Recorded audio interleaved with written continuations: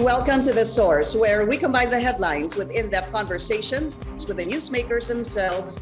I'm Pinky Webb. Today on the program, the government is expanding the vaccination priority group to economic frontliners and indigents.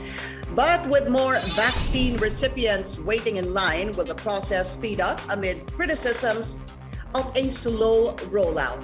Also, how can government prevent vaccines from going to waste? Health Undersecretary and National Vaccination Operations Center Chair Myrna Cabotaje joins us live.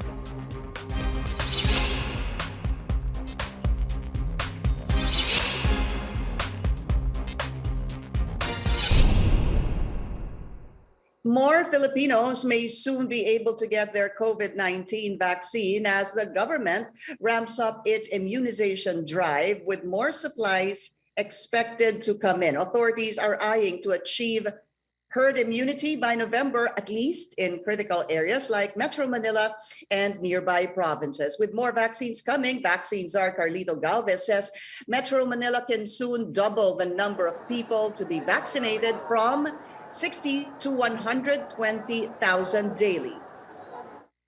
Hilap na po ang ating mga LGUs.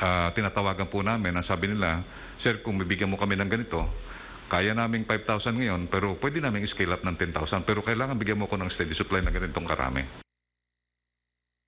Galvez says the president has approved his recommendation to begin inoculating those under priority groups A4 and A5. This could happen after the month of May or when the country begins to see a steady supply of COVID-19 vaccines. The A4 group consists of government and economic frontliners, including policemen, soldiers, and those working in food retail and delivery. While A5 covers the indigent population, not included in A1 to A3. In total, groups A4 and A5 cover approximately 28 million individuals.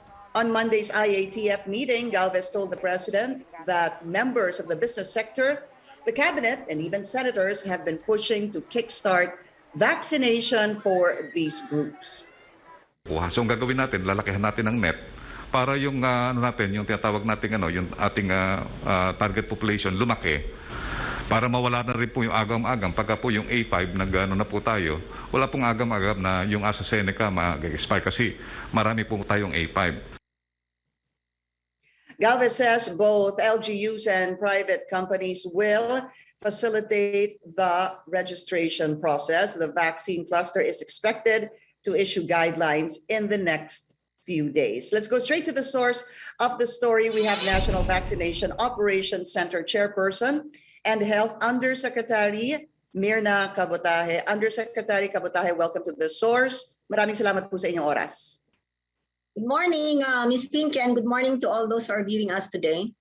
Okay, maraming salamat again, Yusek. I know you just came from a meeting. So let's start with this because sabi na nga po ni Pangulo, he is allowing the inclusion yung pong of A4, economic frontliners, and A5 indigents. Meron na ho bang buwan uncertainty kung kailan ho ito mag-uumpisa? The general direction is start by next week, but we are looking at the preparedness of the mayors because we are focusing this on the NCR plus 8. That includes Cavite, Laguna, Batangas, Rizal, Bulacan, Pampanga, Cebu, and Davao. So by the end of this week, we will know either next week, May 24, or first week of June ang official launch.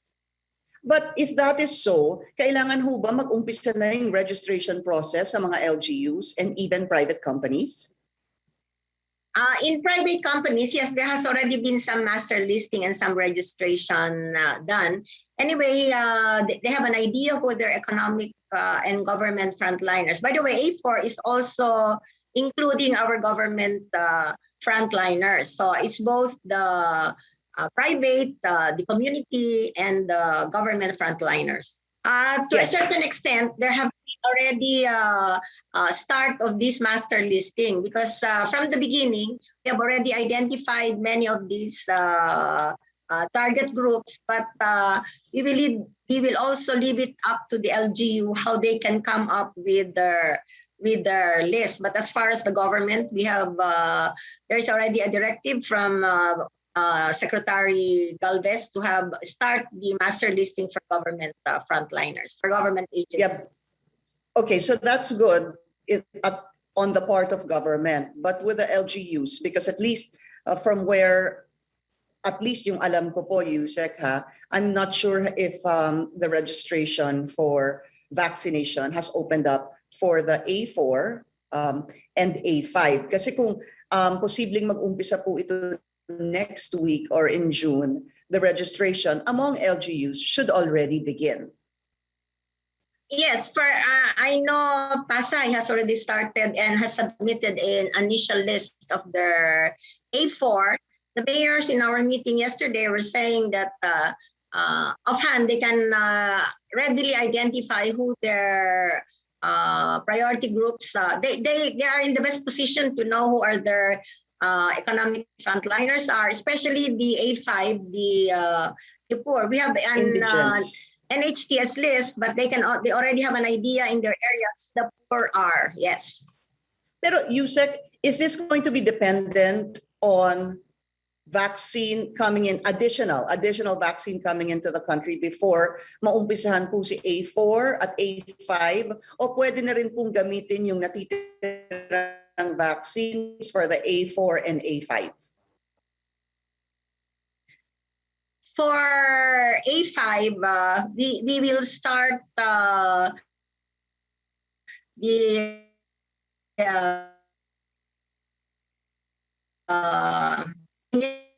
immunization as the WHO's A5 for the COVAX vaccine. So that includes the AstraZeneca and the Pfizer. For the A4 priority group, we will use our procured vaccine.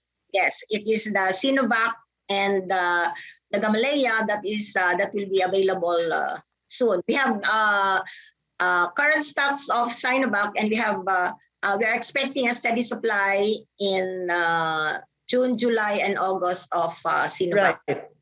Right. Pero wala pa po, no? So again, it leads me to my earlier question. Sabihin po natin, wala pa pong dumating. Mangyayari pa rin ho ba yung vaccination ng A4 and A5? Itutuloy pa rin ho ba yun? Or we need to wait at least for vaccines to come in before the A4 and A5 begin their vaccination?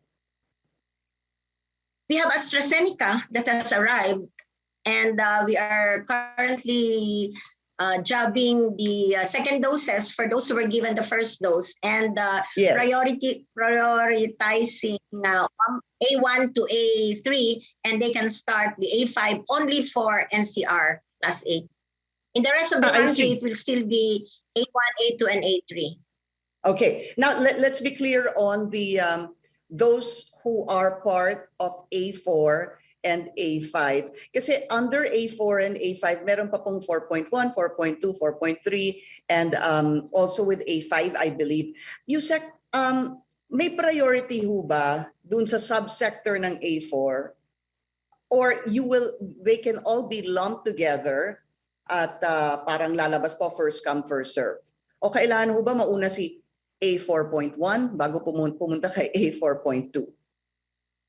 Initially, the idea was to have it in a sequential manner. Of course, the sequence being the most important, but we know that this is not applicable in all areas. So we are simplifying the guidelines now to determine what is the best solution. Ang mangyayari parang isa na lang, and then we will identify in the areas who are the priority. Even in the government frontliners, there will be prioritization among the government agencies, and there will be internal prioritization among the government agencies. For example, the DOT, will be part of the government frontliners. Ang ibabakuna nila, yung mga pumupunta sa mga hotel, yung mga nagla-license, those who, because for the hotels that are being used as isolation facilities. So may mga ganyan na prioritization. What about requirements? Would you know, Undersecretary, ano yung kailangang requirements ng mga gusto nang magpabakuna under A4 and A5? I mean, if we're talking about economic frontliners, would their ID suffice? Yes, that is the general suggestion. We will make it as simple as possible. No, for instance, in the A1 group, the health workers, basta empleyado ng ospital, kasama na siya. For the A3, for instance, basta meron na siyang medical certificate, may respeto, meron na. So in terms of the A4, basta may company ID o kaya i-certify ng barangay captain na kasama siya sa community, or the company ID, both government and private, then that will suffice. We would like to make it very simple para mas madali, hindi masyadong maproseso. Tama, Yusek, that's right, no? So it doesn't become such a hassle, I guess, for those who want to be vaccinated. Para lang po malaman na pasok sila, na economic frontliner sila, for example, kailangan their ID will serve as proof that they're economic frontliners. So we need to take a very short break. Undersecretary Cabotaje, we will be right back.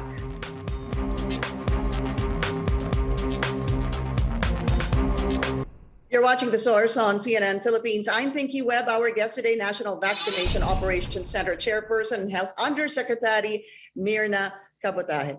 Yusek, I want to talk about the A4 but in an A5 because I believe under that classification, those two classifications, there are 12 million. There's 12 million under A4 and about 16 million under A5. That would give us a total, or give government a total of 28 million under these two classifications. What I wanted to find out is, sabihin na po natin that hindi po lahat magpaparegister because alam naman natin meron pa ring vaccine hesitancy. Ano po? If we look into the last Pulse Asia survey, 6 out of 10 ayaw po. So parang 4 lang po ang gustong magpa-vaccinate. So that will be more or less, no, kung 4 out of 10, doon po sa 28 million, mga 11 million po yung sakaling baka gusto pong magpa-vaccinate. Does government have enough, or will government have enough supply? It's not only the 11 million, Ms. Pinky, because we're talking only of priority geographic areas. So it will be NCR plus 8. So it's not the whole country. So we will have That's less. Right. Yes, based on calculation, we will have to do it until November to cover all this A1 to A5 with a steady supply of vaccines that are coming. We will expect another, in May, we receive about 3.7 million vaccines, and we are expecting a few more by end of May, and we will have a 2.2 million Pfizer that will be coming either end of May or June, and we expect another seven. So about 10 million doses are expected in June.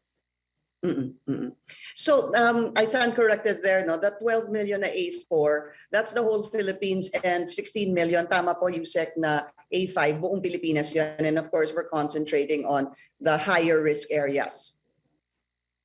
Yes, Ms. Binky, NCR plus 8. Okay, what is a steady supply? What is an approximate for you of a steady supply on a monthly basis? We are looking at 10 million every month for the next June, July, for the next 3 months. Of course, it will depend on the global supply, but we have been assured, Vaccines are has assured us that Sinovac will give a steady supply every month, June, July, and August. And we are going to receive the Pfizer vaccine. These are donated from COVAX, and we will receive the an additional COVAX for the 2 million that have been given initially. So we're expecting about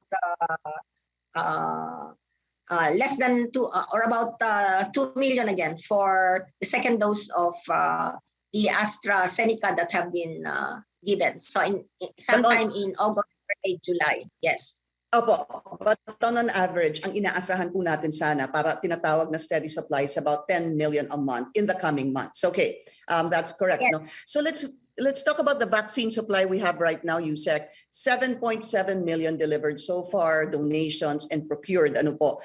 According to Secretary Galvez, out of that 7.7 million delivered, 3 million have been vaccinated in totality. 2.2, more or less, no, Yusek, got their first dose, and about 800 million got their Second dose. second dose. So meron pa pong natitirang 4.7 million vaccines. Kailan ho dapat maubos, ma-utilize itong 4.7? And do you already know kanino pupunta itong 4.7? Maiiwan pa rin ho ba ito doon sa first priority na A1, A2, and A3? That is the reason we would like to fast track we would like to expand the coverage for priorities, hence the A4 and A5. So yung pwede nang magamit for A4 and A5 from the current stocks gagamitin na. Otherwise, they will have to wait for the stocks that will be arriving in June. Mm-hmm. The other option is to use some of the first doses. Because, if we give the vaccines, there is supposed to be an assured second dose. For AstraZeneca, WHO has given us an assurance that the 1.5 million first doses now will be given a corresponding second dose. For the Sinovac that have been given, they set aside some second dose. No, what we are going to look and recalibrate is if we can use some of the first doses. Some of the second doses as first doses, considering that there will be some supply that will be coming in June, but we will have to determine how long the interval from the vaccination, because we know that for Sinovac, it's a 28-day interval. So if we are expecting early June, actually by May 20, today or tomorrow, we are expecting another 500,000 of Sinovac and another 4.5 million next month, so we can recalibrate some of our doses that we used as first doses. It's really a balancing act. Ano po, Undersecretary, kasi in the beginning, the wisdom really, the philosophy would have been, yung makukuha natin ay dapat para sa first and second dose. But government recalibrated that. For example, I remember the AstraZeneca vaccines, yung pong lahat ng, yung dapat katatanggap ng second dose ay ibinigay na, dinistribute na lahat para sa first dose, because I believe AstraZeneca takes about 2 months if I'm not mistaken. And then buti na lang may dumating nga pong AstraZeneca for the second dose of those who got the first dose of vaccine. Yes, because WHO has promised, and they were the ones who advised us to use the remaining the second dose as first doses, and because we provide already some form of protection. So that's what we are going to do with Sinovac, but it's not the whole amount. We will look at the possibility of how soon the vaccines will arrive, so that we can use some of the second doses as first doses. Not all the second doses will be used as first doses, because it depends on the interval that the second doses are due. What about fears of expiration? Do you still see this as a concern or a problem, the expiration of some of the vaccines? Let us just correct the term shelf life. No, yes, the AstraZeneca has an expiry date of June and July, but let us consider that all vaccines, given the EUA from the Philippine FDA, have only 6 months shelf life. Even if sinabi doon na sa manufacturer na hanggang 1 year, no vaccine has yet been proven. We have not yet had any vaccine that has lasted for 1 year. So ang shelf life talaga ng vaccine ay 6 months. Yun ang binibigay ng FDA. And what the FDA tawag dyan na recognizes and ensures is may stability data. So until expiry date na 6 months from the manufacturing date, ay stable pa rin yung vaccine. So we can give it up to the expiry date. So it's not as if hinahabol natin yung expiry because of the stability data, but all vaccines are really given short life, given that these are new vaccines. Let's clarify that. If there are AstraZeneca vaccines that will expire or its shelf life will only be until end of June, are you saying that those vaccines can still be used in July? No, they are not going to use that. What I'm saying is that all vaccines have very short shelf life. No, the Philippine FDA has only given 6 months shelf life from the date of manufacture. Even if, for example, Sinovac, yung manufacturer has given up to next year as the expiry date, but the EUA or FDA is only 6 months 6 after months. Yes. And yes, we will consume all the vaccines expiring in June 30 by June 15. And those expiring in July will have to be used before the 15 days before the expiry dates. But be rest assured that even if they are expiring during these dates, the FDA assures that it is still stable up to expiry date. And we will have the same issues for the forthcoming vaccines, that we really need to use them as soon as possible. What really is the target number of daily vaccination so that we can achieve herd immunity by November in the higher risk areas, Undersecretary? Ilan ho bawat araw? We are looking at 100,000 per day, and we can go as high as 200. We are targeting 3 to 4 million next month. So that, and then divided by how many? So it's about 100 to 200,000 per day next month when the supply is steady. When Stable. we have enough supply starting this second quarter of the month, we already had about 60 to 70 and going to 100,000 per day, because we already have steady supply. Yeah. So you're confident that we will be able to achieve about 100,000 vaccinations a day? Yes, with the prodding, pushing, inspiration, motivation of our local government unit.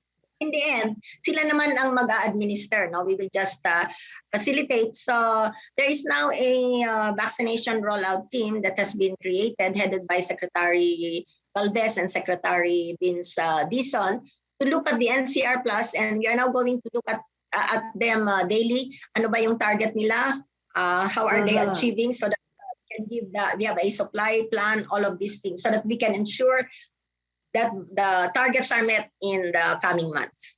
And the NCR and MPA have given their commitment to work as one government and one nation.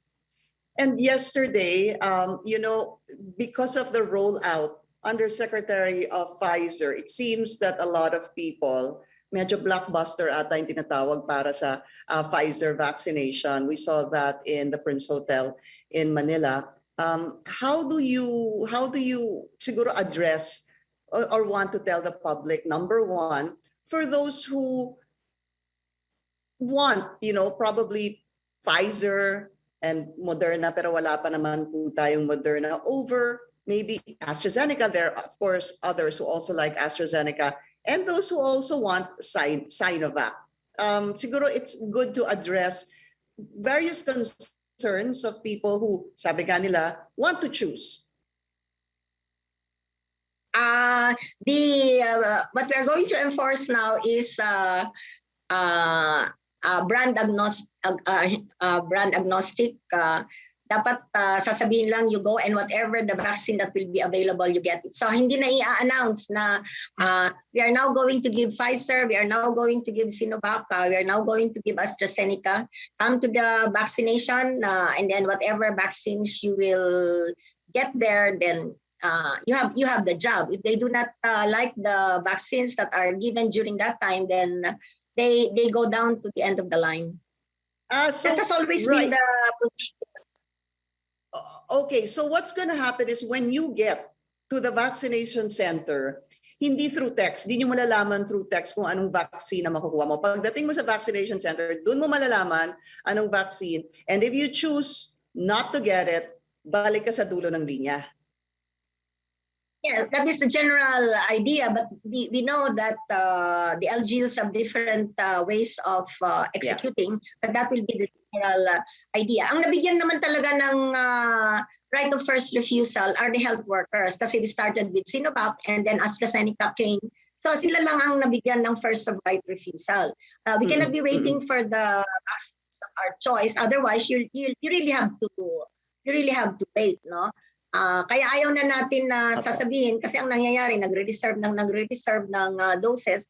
What we need to do is jab and administer the vaccines that are already there. All right, Health Undersecretary Myrna Cabotaje, ma'am, maraming salamat po sa inyong oras and take care. Thank you. Goodbye. Goodbye. Thank you for joining us here on The Source. I'm Pinky Webb. You're watching CNN Philippines.